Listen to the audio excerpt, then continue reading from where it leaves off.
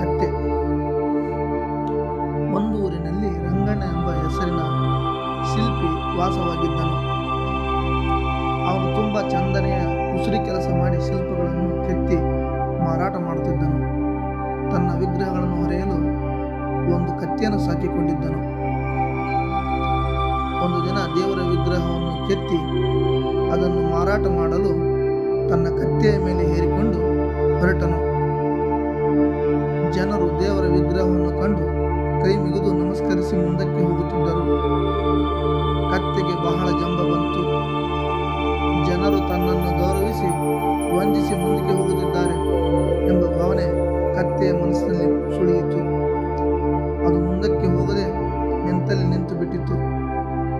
ಹಾಗೆ ಯಜಮಾನನು ವಿಗ್ರಹವನ್ನು ತಾನೇ ಹೊತ್ತುಕೊಂಡು ಹೊರಟನು. ಜನರು ಕತ್ತೆಯನ್ನು ಬಿಟ್ಟು ಯಜಮಾನನಿಗೆ ನಮಸ್ಕರಿಸಿದನು. ಮೂರ್ಖ ಕತ್ತೆ ಮೊದಲು ಅರ್ಥ ಮಾಡಿಕೊಳ್ಳಲಾಗದೆ ಸುಮ್ಮನೆ ನಿಂತೇ ಇತ್ತು.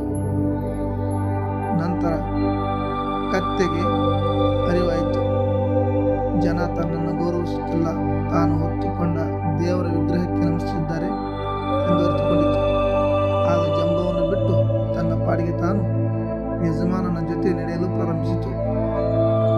ಹೀಗೆ ಯಾರೇ ಆಗಲಿ ವಾಸ್ತವವನ್ನು ಅರ್ಥ ಮಾಡಿಕೊಳ್ಳದೆ ಜಂಬ ಪಟ್ಟರೆ ಕತ್ತೆಯ ಗತಿ ಬರುವುದು.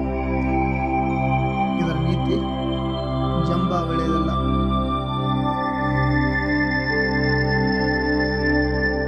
ಕತೆ ಇಷ್ಟ ಆದರೆ ಲೈಕ್ ಮಾಡಿ, ಕಮೆಂಟ್ ಮಾಡಿ, ಶೇರ್ ಮಾಡಿ, ಸಬ್ಸ್ಕ್ರೈಬ್ ಮಾಡ್ಕೊಳ್ಳಿ. ಧನ್ಯವಾದಗಳು.